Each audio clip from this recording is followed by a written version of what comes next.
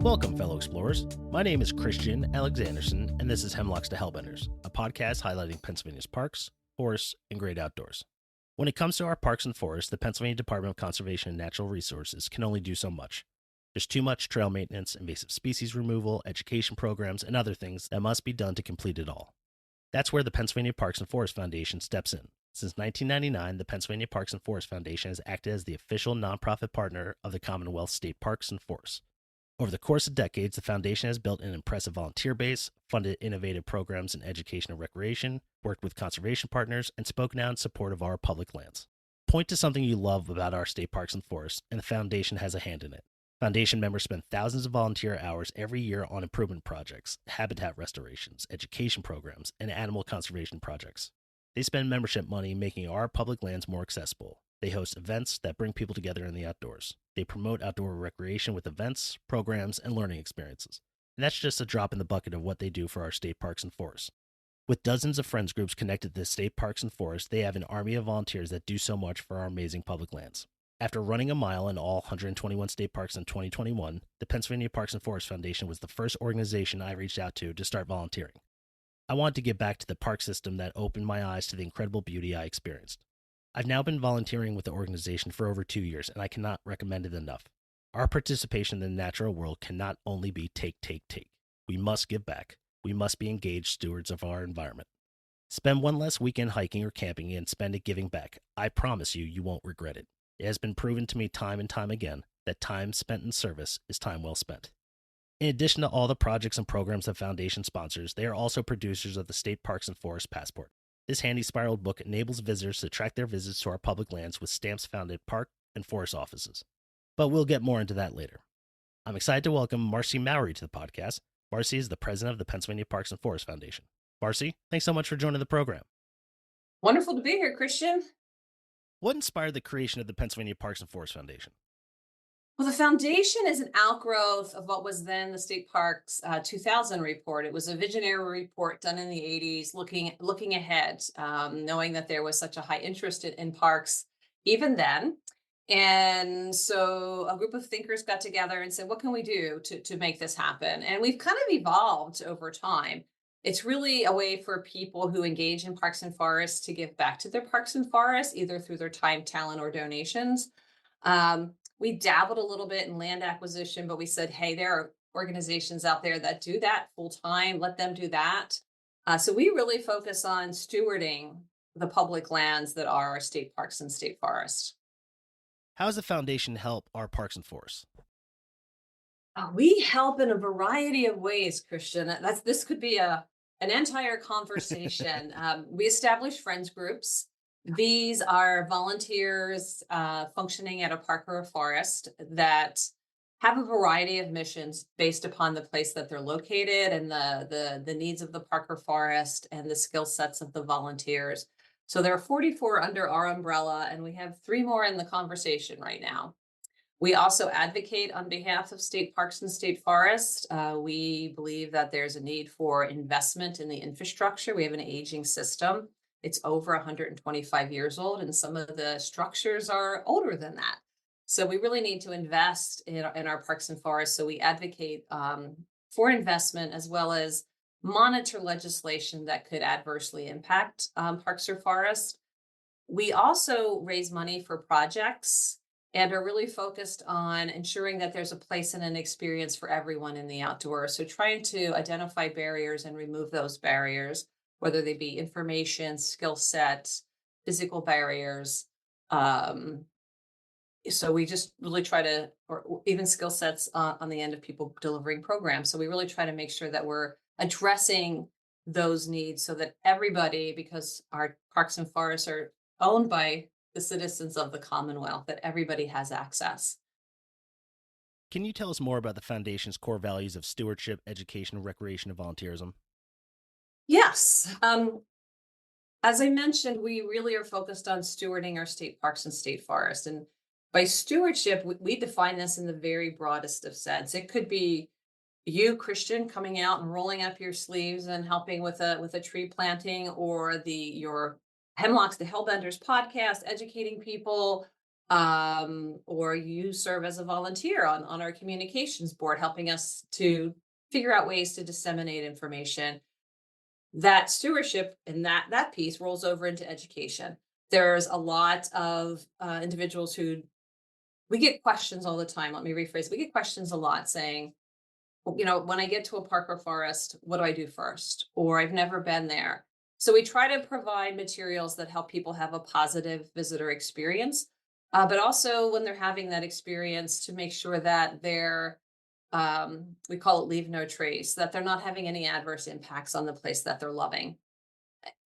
Recreation, we know that if you're not connected to place, you're not going to be inspired to steward it. So we helped people to find recreational opportunities. We've purchased equipment so that there are free loaner programs in some parks and forests. We try to improve the recreation infrastructure. When we're doing projects, we're not doing water treatment plants, sewage treatment plants. We're doing the things that improve the visitor experience. And oftentimes those are recreation improvements. And then when it comes to volunteerism,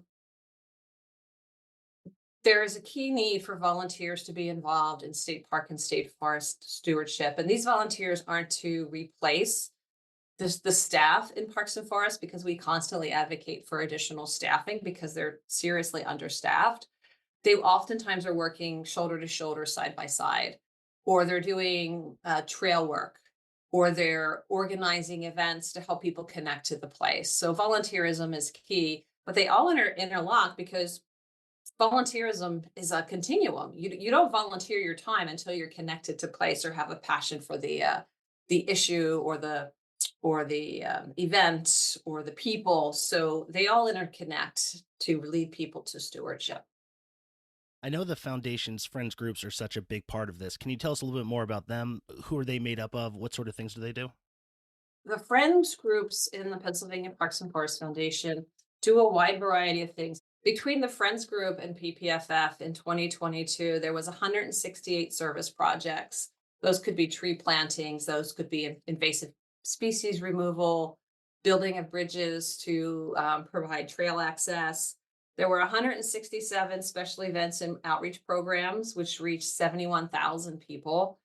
There were 3,402 people who volunteered, who donated over 41,000 volunteer hours. So friends groups are a real key portal to that volunteerism. So friends groups are organizing volunteer events. They're organizing special events like the Fall Furnace Fest at Pine Grove Furnace State Park, or the Cider Fest at Prince Gallitzin. They might be doing movie nights for campers.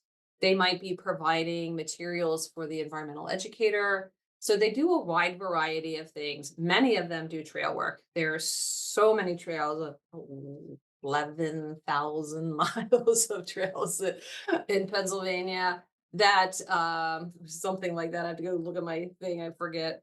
But that's a lot of trail maintenance. And you look at this weather that we have had recently, trees are coming down in your own neighborhood. So imagine in the forest or in the park, the volume of trees that are coming down and maybe blocking a trail or taking out a bridge.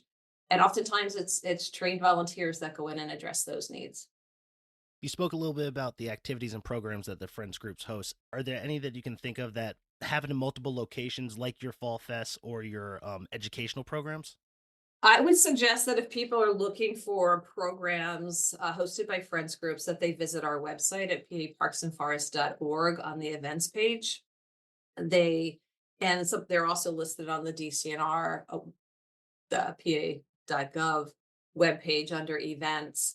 And it really varies. We have a lot of friends groups that are working with their park or forest that are doing women's based events, like Women in the Wild, Chicks in the Sticks up in Oil Creek State Park, that are designed to help women feel more comfortable in the outdoors. And we actually are working with French Creek State Park to host one this fall. It'll be called Women in the Big Woods.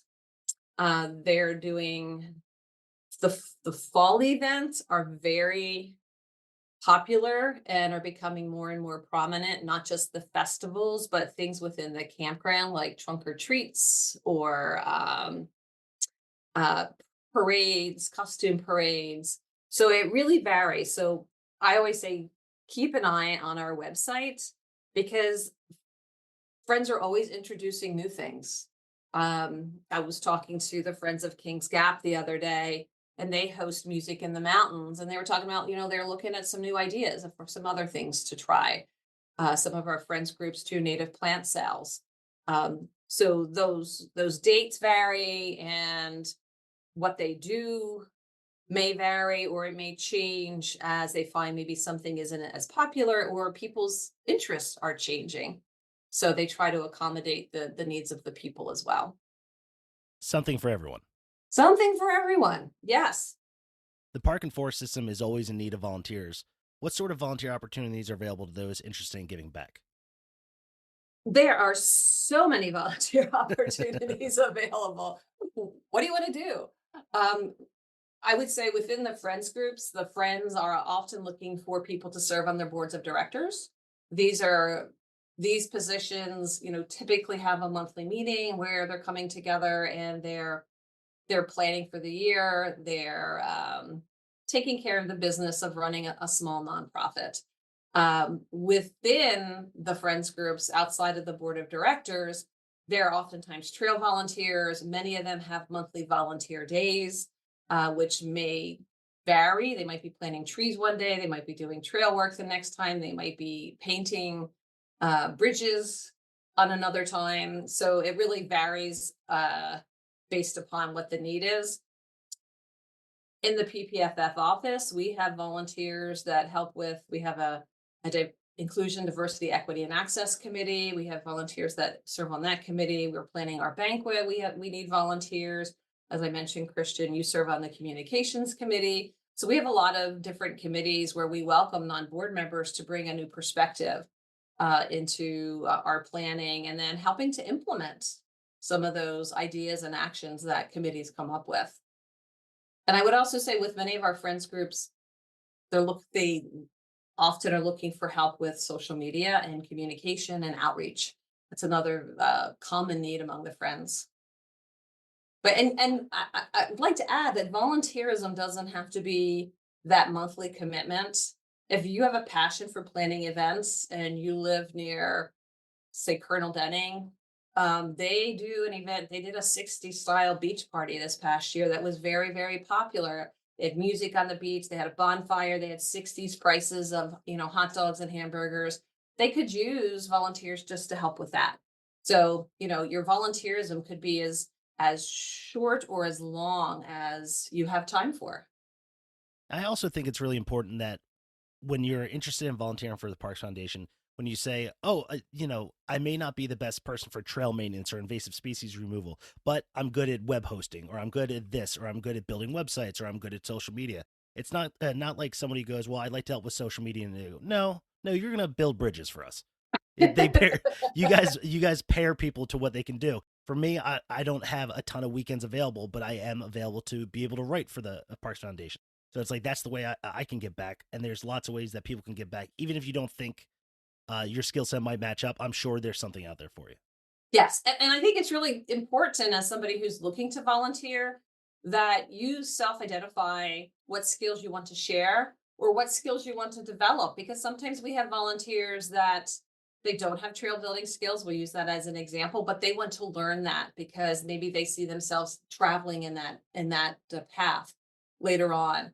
So be very clear, because I always share with my friends groups, when I first started at the foundation, I was the only employee. I lived alone, and I volunteered somewhere where they put me in a room by myself. I mean, I was looking for the social interaction. So, I mean, if that's what you're looking for, to be around like-minded people, be clear about that so that you're not stuck in a little room, maybe doing deed research or something, or research on a historic aspect of a park. Be clear. So, make sure that the volunteer opportunity is a good fit for you as well. One of my favorite things the organization does is the foundation's Parks and Forest stamp book. Can you tell us about it? Oh, yes, Christian. And I know yours is full. So the Pennsylvania Parks and Forest Foundation Passport was something we launched more than a decade ago as a tool to help people navigate and visit and keep track of all of the state parks and state forests. And it was really inspired by our friends in Virginia. They did something similar. And we're like, wow, this is really cool. And we saw the success that they were having. We approached ours a little bit differently. Well, all of the parks and forests are listed, and you can visit a park or forest and get a stamp or sign it yourself if you can't find the stamp or they're out of stamps or stickers. We also did themes and looked at it from a thematic viewpoint of what if you like history? Well, here are some places we'd recommend to go to look at history. And there's a lot of history in our state parks and state forests. What if you love wild water? You're a whitewater kayaker. Well, here are some places to go. What if you're traveling with a family? So we really tried to look at it through different lenses to help people find places in our parks and forests that um, where they can engage in outdoor recreation. Maybe they want to. Some of it's where to go for quiet contemplation, because sometimes we just want to go and sit and be quiet and listen and think, or maybe we want to have a picnic, or maybe we just want to take in a view and have that feeling of awe, which is so good for our mental health and our creativity. So we really tried to think of it from that perspective. And we are heading into I believe it, Christian, it's our sixth printing of it. We got a curveball and we got 3 new parks in 2022. So we had Yeah. to do an update, but we're running into our next printing because it's very popular. The other thing that we're seeing more and more of is when people purchase the passport, if you visit a certain number of places within a category, you can get a dog tag, like a dog tag. I'm sorry. Maybe it's I'm a history buff or clean water. And we're seeing on a regular basis, we're getting requests for tags because people are completing that the different categories, and they're excited, and we love to celebrate with them because we know that when you're out in a park or a forest, it's better for your physical, mental, and emotional health. It's difficult for me to explain how much I love the parks passport. Um, I try to think of it as like rationally, like I love checklists. You give me a check. There's nothing that makes me happier in my life than checking off something on a list. I go, oh, it's done. I can move on. But there's something so satisfying about like going to a park, having a great day, then going to the office, finding a stamp and putting it in. It's like a perfect exclamation point at the end of the day that I love so much. What are people's reactions when they first get this book, when they find out this is available? They get excited. I mean, my husband and we volunteer as campground hosts. So I feel like a secret shopper sometimes because I'm in a park and I'm the campground host, and people will stop and they're like, hey, where can I get the stamp? I just got my passport and we're trying to, and I'm like, oh, well, tell me how do you like the passport? And they're super excited. Or we've had people that said, I bought one for myself and now, I'm coming back and I want one for my nieces and my nephews and my sister and my friends, or they set up their own challenges to do it, or each child has their own, and they're all keeping track of the park or forest that they visit. So there's that educational opportunity with it as well. But I'm with you, Christian. I'm a list person. I like to check things off the list. I like to keep things organized, and I get excited about, look, I'm a high pointer and trying to do all the high points minus Denali. I don't feel the need to do Sure, Denali. sure.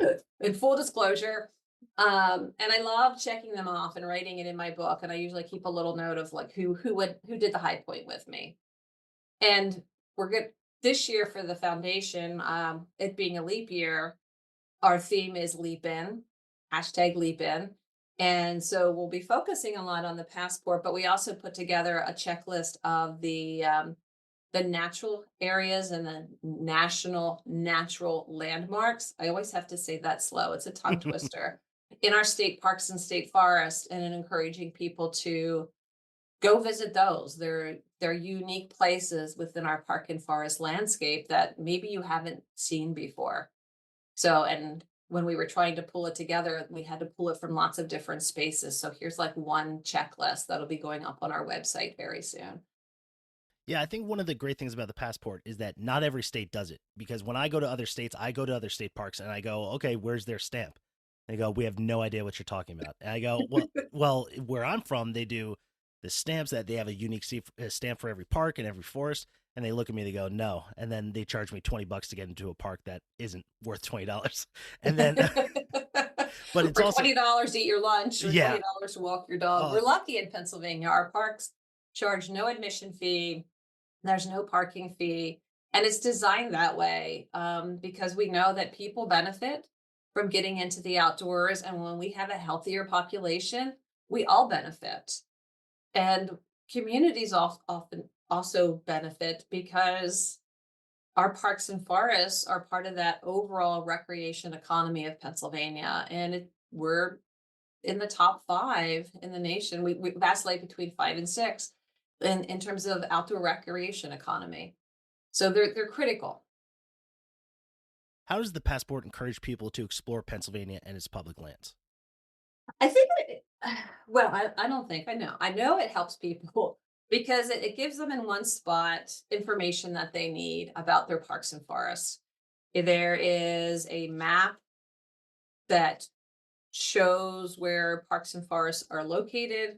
And Christian, will use you as an example. You know, you were running a mile in every state park. We're able to say, okay, if I go over here and I could grab two, three, four parks in one trip. So it helps you to plan your visits to state parks and state forests. And I keep emphasizing forests because oftentimes people think about our state parks, and we have 20 forest districts. We have 2.2 million acres of state forest land that offers a lot of opportunity for low impact dispersed recreation. And so oftentimes I think people are more intimidated by our state forests because our parks, you can go in and there's a map that shows you where things are and it's kind of contained. Well, forest, there's a map, there's a public use map, but the containment is much bigger. They might be hundreds of thousands of acres. Yeah.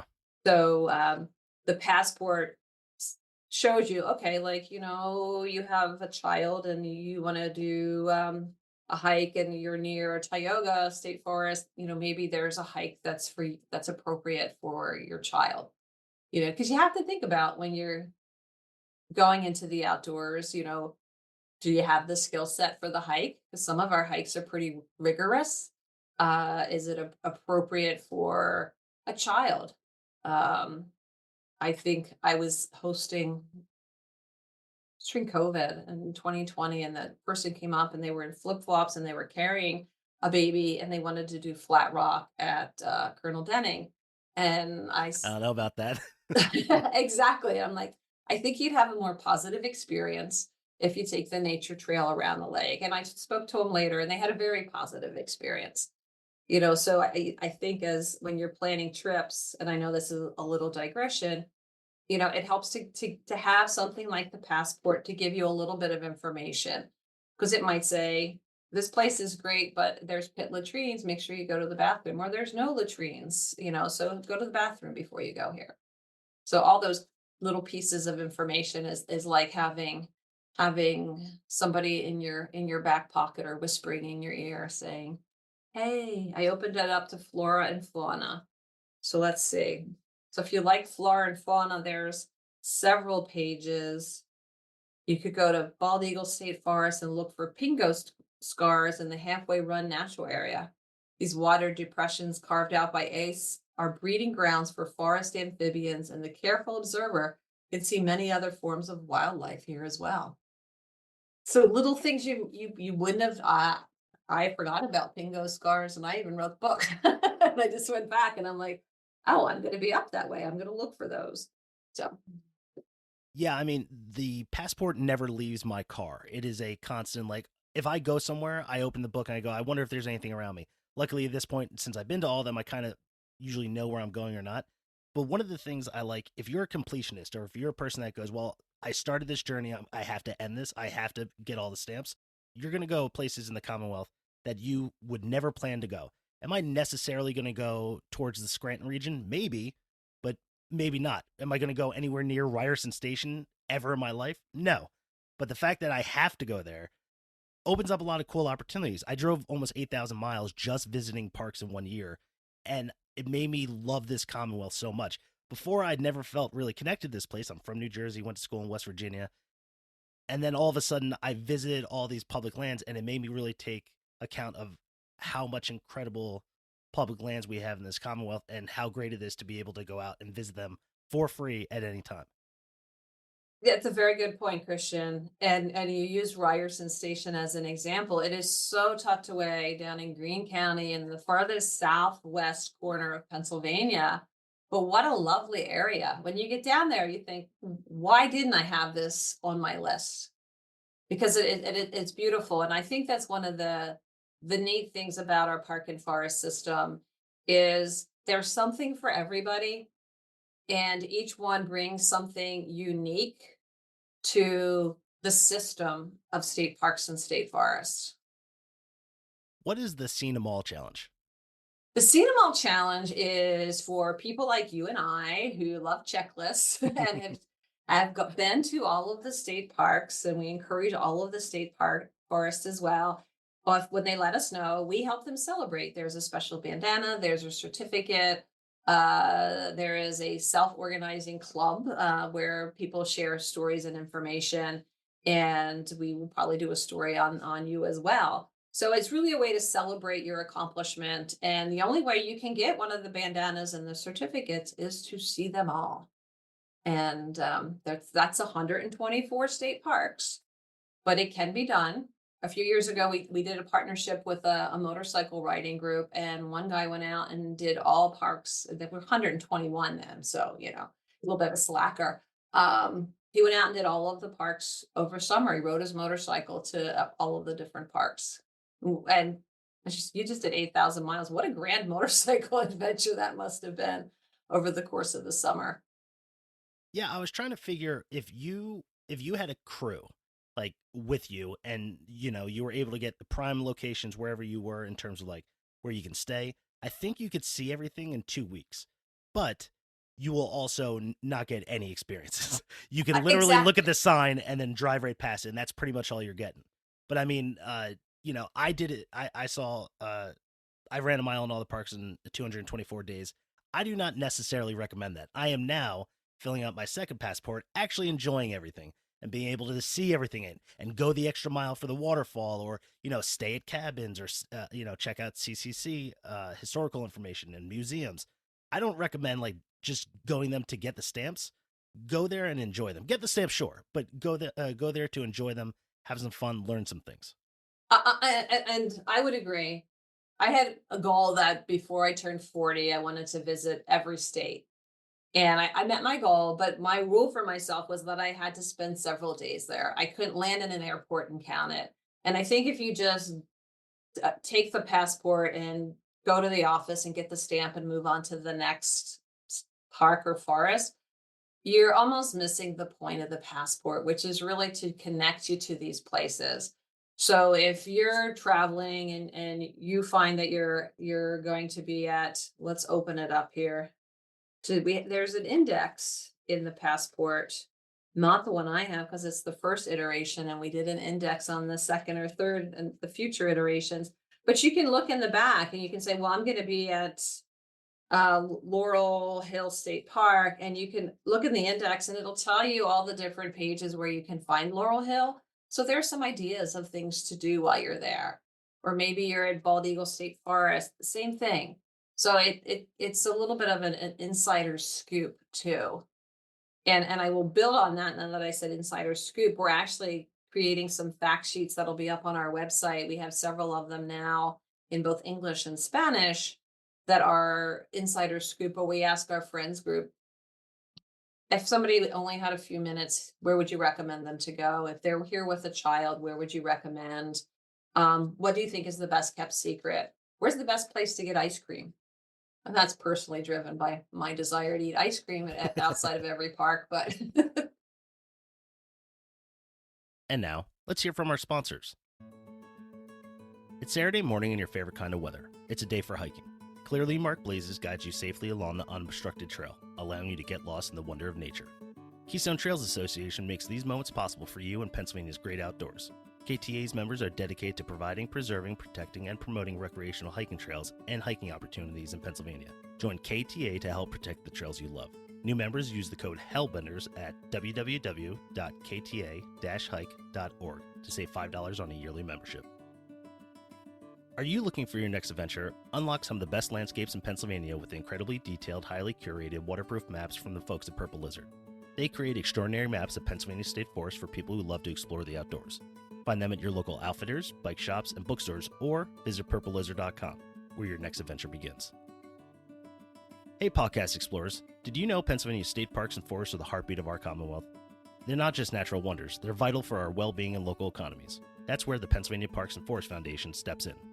They rally volunteers, raise funds, and advocate for these precious lands. Join the movement to preserve and enjoy our outdoor treasures. Learn more at paparksandforests.org. Let's keep Pennsylvania untamed and beautiful together. All right, back to the show. The funds from membership dues, donations, and passport sales help fund the Foundation's projects, programs, initiatives, and more. Can you give us some examples of the projects that the Foundation funds?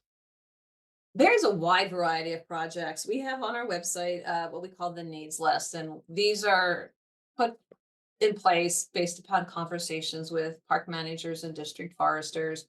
And then we put money towards those projects on the needs list. We have a partnership with New Trail Brewing Company. If people purchase a replenish IPA, that goes into a tree fund. So we're planting a lot of trees, and we're not planting small trees. We're planting 10, 12-foot high trees that make a difference because we're losing a lot of our trees to hemlock, woolly adelgid, and the emerald ash borer. So people's dues, their donations, their membership, locally, we're both in the Harrisburg area. We put in an ADA canoe and kayak launch at Little Buffalo State Park, which makes it easier for anybody to get into and out of the water. We're putting the finishing touches on the truly inclusive playground. They'll have a poured rubber surface so that somebody that's using an assistive device can access all aspects of the playground. And we hope to have that finished in May. We currently are working on restoring grouse habitat in Bald Eagle State Forest. Grouse, which is our state bird, their numbers have been plummeting because of West Nile virus. And through research that the Game Commission has done, they've identified that West Nile doesn't survive above a certain altitude. So we're converting marginal land into grouse habitats along the Bald Eagle Ridge to try to restore the numbers of grouse habitat. We've helped to put bridges in state parks and state forests to complete trails or replace bridges that have been wiped away. We have done things as simple as bike repair stations on a trail so that you feel a little more confident if you're out on a trail. Two, we have a large project in Western Pennsylvania right now that we're looking to restore a historic cabin and open it up for overnight lodging. So projects can be very small and they can be very large, cost. We help to support the Pennsylvania Outdoor Corps. So we appreciate all of the support that people are able to give because we make sure that the money is managed wisely and it's invested in the mission, which is stewardship of parks and forests, education, recreation, volunteerism, and then all these amazing projects that we're able to do on the ground. I think that's why it's also so important to become a member of the foundation, because even if you can't offer your services or your time or your volunteer effort, that money is going to do so much good for public lands that these people love. Yes, and I think another important thing, if when you're a member of the foundation, you get information about things that are happening, and you can also lend your voice because there are times when there have been proposals that would have really altered the experience in a park or a forest, and we rally people and say, "Hey, we need your support." Or in 2022, we were able to leverage $75 million to be invested in park and forest infrastructure. And last year, DCNR got, I think it was 112 million. And part of that is us communicating to people like yourself, Christian, people that are out there that are park and forest enthusiasts, and contacting their elected officials because we as an organization can go in and talk to an elected official, but they're much more receptive to citizens as constituents, talking to them and saying, hey, these are important to us and this is why it's important. And maybe you had an amazing experience. Maybe you recovered from a heart attack by going out and walking every day in a state park. Maybe you have a small business that depends on that tourism revenue in order to survive. So there's a lot of benefits of our parks and forests, and having a variety of members and donors and voices helps to raise awareness to decision makers that are making critical decisions that impact not just you today, but the future of our parks and forests. As you mentioned, one of the biggest issues facing DCNR is deferred maintenance projects totaling more than $1 billion at our state parks and forests. What kind of infrastructure projects is the foundation helping with? So when you reference the infrastructure, I'll step back for a second and say in 2018, we worked with GCNR and we released a report, and it's actually on a separate website. It's protectourparksandforest.org. People can access that report. And at that time, we identified $1 billion need for maintenance and infrastructure. In 2021, 22, it was 21, um, we went back and it had risen to like 1.4, 1.5. And in part, that is things got more expensive to repair. In part, it's like your home. If you don't repair the ceiling, you might be, replacing the furniture and the roof and, the flooring. So when you defer maintenance, it doesn't get less expensive. It becomes more expensive. So one of the ways that we've been working to address the infrastructure needs is through our education, and particularly to the decision makers, to help them to understand why these investments are important. And we take decision makers out to parks and forests. And when you're visiting a park or forest, those staff there know that that might be your vacation for the year. So they're going to work to ensure that you have a really good time. But what you might not realize is that, you know, they're piecing together um, materials to keep the sewage treatment plant that was put in 1955, keeping it running. Or, they're trucking in water from someplace because the water system has had issues. So that all that underground infrastructure, all that behind the scenes infrastructure that you take for granted, that all requires repairs and maintenance and upgrades. There was a time when people were quite comfortable with pit latrines. Most people don't want to go to the bathroom in a pit latrine. Yeah. And in fact, I'll say this out loud. I took a group of decision makers to one of the parks and invited them to go inside of a pit latrine, and they wouldn't go in. And it's like, but you expect your constituents to use this restroom. So, and not just showing them the infrastructure, but also helping them to realize the value that place brings. When we do a tour, we will look at what is the economic impact of that place into the local community. How many jobs outside of the park are created or supported through visitorship to that park? Um, I call it the goose that lays the golden egg. Maybe a park needs $250,000 worth of infrastructure repairs and upgrades, but it contributes $300,000 annually to the economy. So that for that one-time investment, you could have that regular return.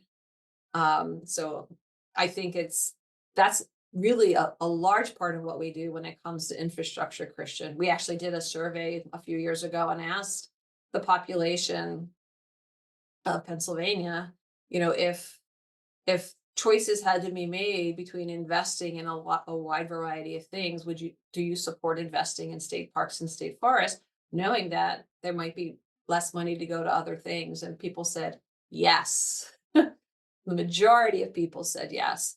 So we don't have the funds to tackle a sewage treatment replacement. That's big work. But what we can do is we can advocate for those larger projects.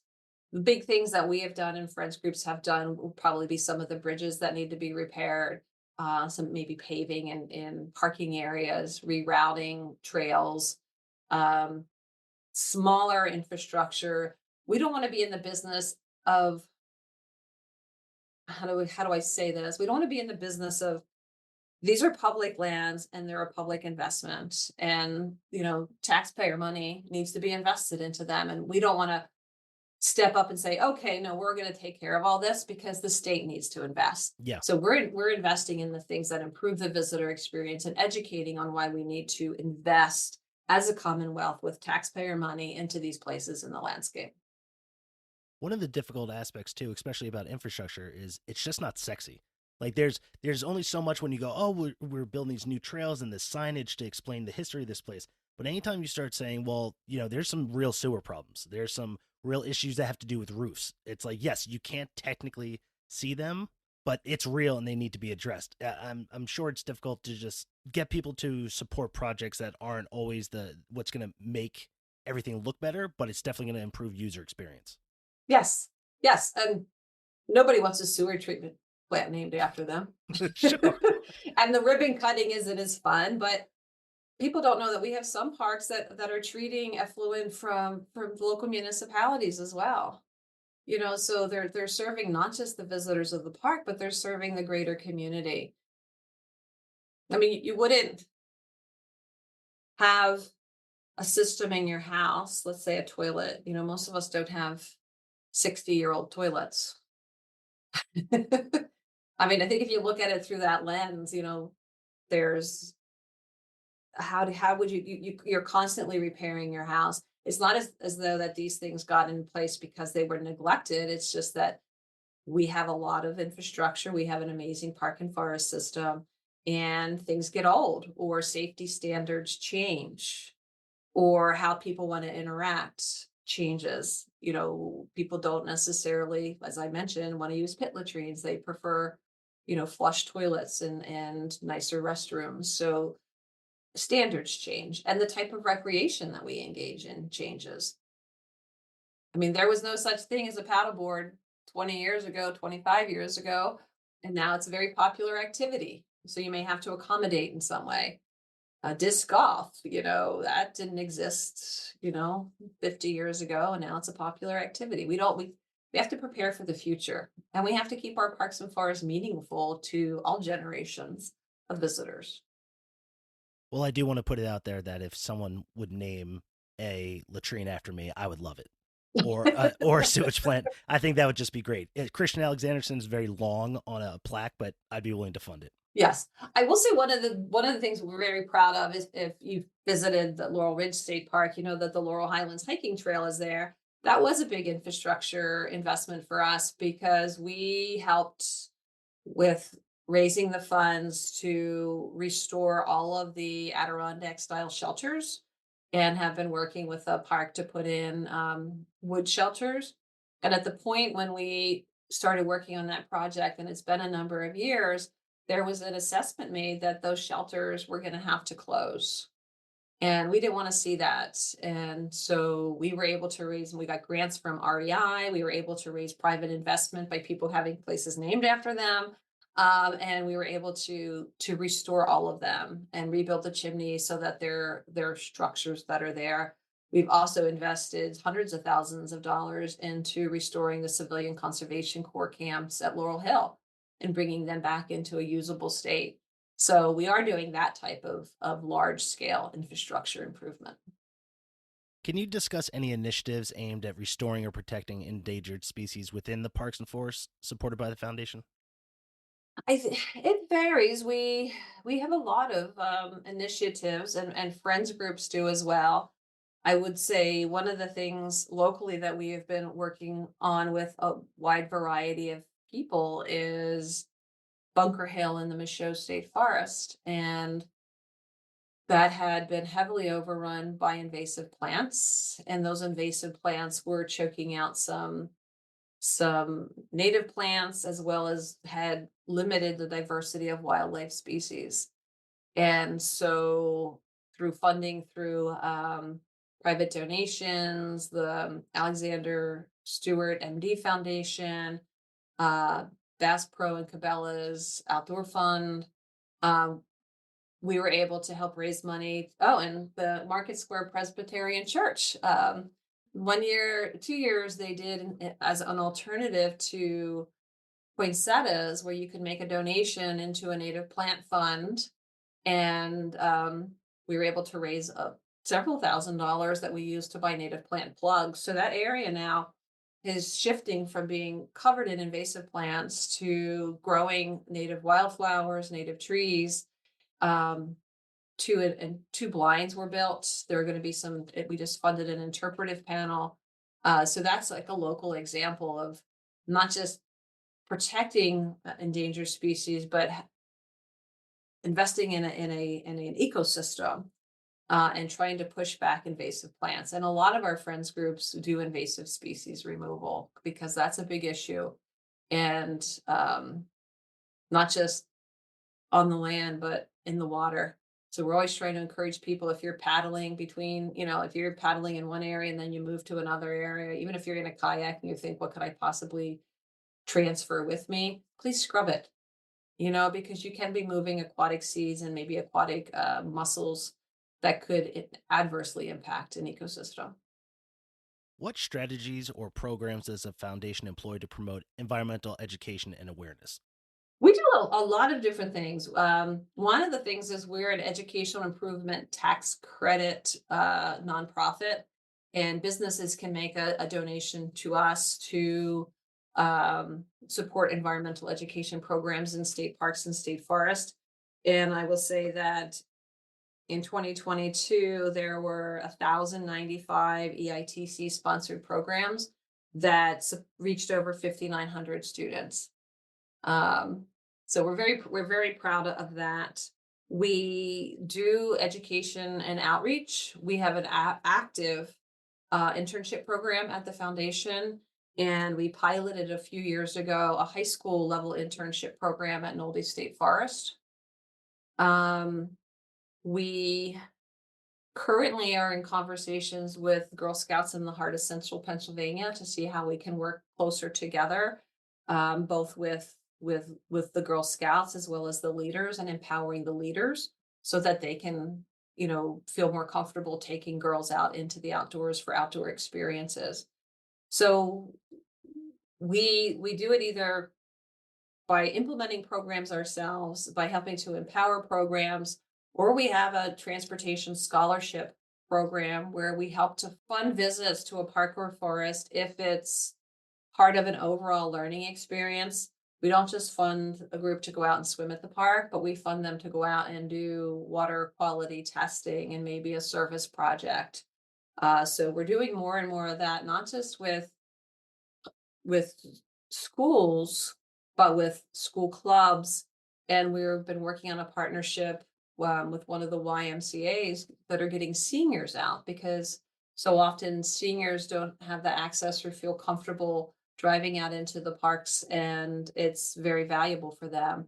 And we actually had to get a bigger bus because it was so popular, the last one that we ran, and they went out to Nescopec State Park and had a wonderful day of programs and learning there at the park. So I really think it's cradle to grave in terms of, we're trying to make sure that people have access and can learn and benefit from these places.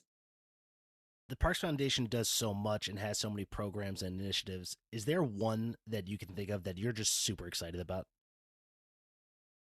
This is my 19th year with the foundation, and I've seen the growth of the foundation. I get excited with all of the work that our friends groups are able to accomplish. I mean, they're a force to be reckoned with. They're doing really good things for visitors and communities alike. So I get excited about the volunteer programs. I really like the passport has been such a great tool for people to explore their parks and forests. Um, I think that, we have some really amazing communication pieces. We have a great newsletter that we really try to feature a lot of good information in. It's not just, hey, here's what we did, but hey, like the next one is all about the eclipse and viewing the eclipse. And so I think that's going to be a must read for people. But we have Take Five, which is our weekly e-blast that is really good.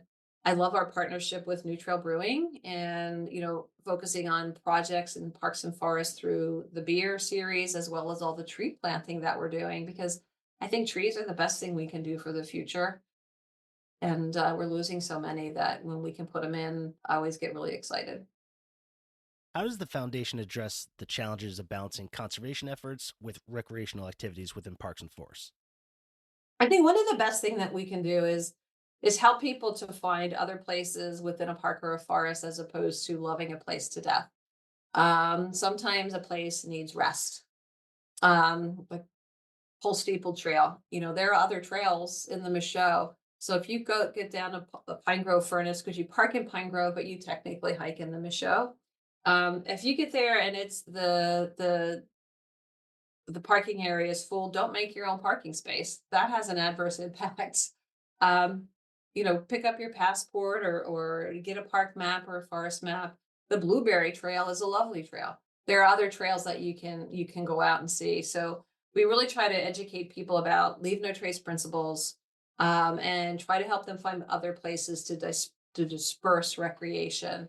And I think it's important to know before you go to, um, have in your pocket, like if I get to Pine Grove and Pole Steeple is packed, where else can I go? That doesn't have to be the end of my day, or I don't have to park on a tree root and potentially kill that tree.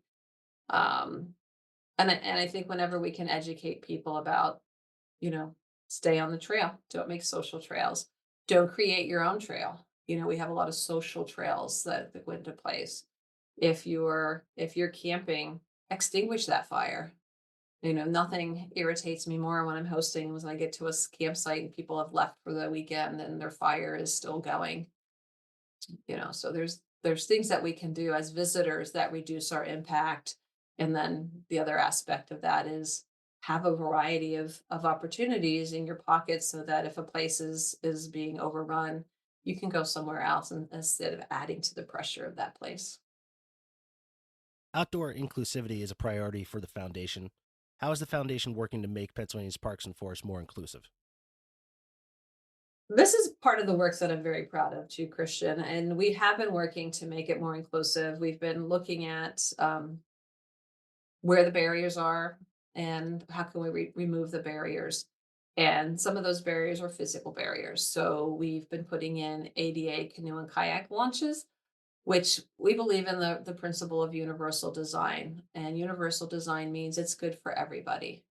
So I like using the canoe and kayak launch, because it stabilizes my kayak getting in and out. So we've put in a number of canoe and kayak launches. We've put in ADA fishing piers. We are putting in that first inclusive playground at Little Buffalo. But inclusivity is also making sure that we are offering programs and materials in multiple languages. It also means offering beginner type programs because it's not inclusive if you're offering something and I don't have that skill set as a new visitor and I can't participate or I don't feel comfortable or maybe I don't have access to to equipment. So we're trying to invest in more loaner style programs. And we're also trying to tell some of the stories that haven't been told about a variety of histories because it's helpful if you see yourself in the history of conservation to realize that we are all part of that history and we are all welcome in these spaces. As somebody who is serving on the communications committee, I can tell you that there's every conversation that we have in terms of events is always what communities can we reach that we're currently not reaching? What organizations can we connect with that could open it up to new people or people that are marginalized or people who don't have access to these places because of transportation? I'm really proud of the work that the foundation does to make sure that they're not just staying with the population they have, but they're trying to expand the population as much as possible. Thank you, Christian. But it's really important to us. How does the Pennsylvania Parks and Forest Foundation collaborate with government agencies? Well, DCNR, the Department of Conservation and Natural Resources, is our primary partner. I mean, they are the managers of state parks and state forest, and so we work very closely with them. We don't just have an idea and then thrust it on them. Can't see my hand gestures. We sit down and we have conversations. Where are things going? What are your needs? But it's not the only government entity that we work with. We've been working with Fish and Boat Commission, to we've been providing some content to their anglers magazine, and we are inviting them out to some of the programs that we're doing. For example, we don't host, but we appear on two different Spanish language radio stations, and we try to provide educational content through those radio programs. And in, I think it's June, Fish and Boat Commission is going to join us to talk about boating safety, and it'll be all delivered in Spanish. Game Commission has been an integral part to some of the habitat restoration projects that we're working on, particularly the grouse habitat project. So while our primary partner, our primary government partner is the Department of Conservation and Natural Resources, we have also worked with other agencies. Pennsylvania Historic and Museum Commission, because we have a lot of historic structures on our state park and forest lands, but we also are a partner in the Conservation Heritage Project for Pennsylvania. So, part of it is the on the ground work, part of it is the storytelling, working with other entities. What ways can people support the foundation? Well, there's a number of ways they can support. One is by becoming a member. They can register to receive Take 5 to get, weekly updates about what's happening in parks and forests. They could be a voice for parks and forests. They could become a volunteer with the foundation or one of our 44 friends groups. Perhaps they live in an area where there's a park or a forest that doesn't have a friends group and they're interested in getting one started. They could reach out. We're also in the process of launching a new program of stewarding trails with individual volunteers, because there's some places where we don't have friends groups. And we know that volunteerism is really about, sometimes we want to go out by ourselves and do a trail, but we only have so much time and we can't fit it into somebody's predetermined schedule. So we're trying to look at the different ways that people are volunteering and meet them where they are. Where should people go if they're interested in becoming a member? They should go to our website, paparksandforest.org, and there's a big button right there that says join now.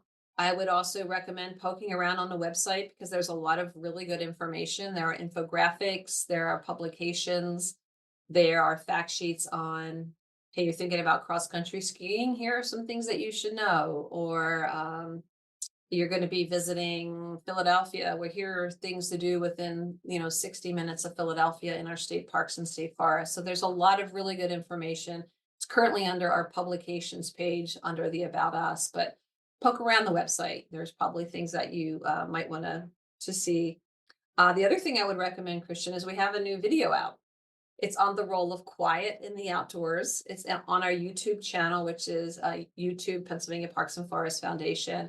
And it really explores the mental health benefits of being in quiet areas and looks at the benefits to the quiet areas that when we as visitors are approaching with a quiet intention. So it's a pretty cool video, and we're hearing a lot of positive feedback because this is not a topic a lot of people are talking about, and that is preserving quiet space. And make sure you're following them on social media. You guys put out a ton of content. Yeah.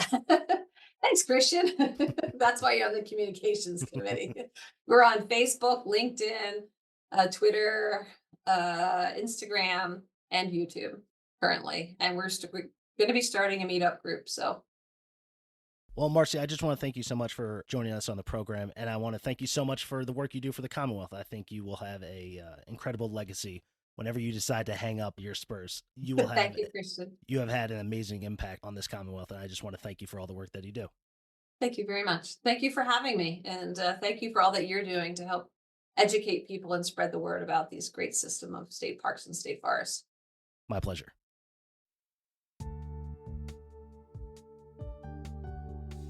I want to thank my guest, Marcy Mowry, for joining the podcast. Be sure to follow us on Instagram and Meta for more information about upcoming episodes. You can support the podcast by buying merch at hemlockstohellbenders.com. I want to send a big thank you to Joanne Menzer for supporting the podcast by subscribing. You too could provide a monthly donation by tapping support the show in the episode description. If you're a Pennsylvania business interested in advertising with the podcast, email us at hemlockstohellbenders@gmail.com. This has been Hemlocks to Hellbenders. I'll see you out there.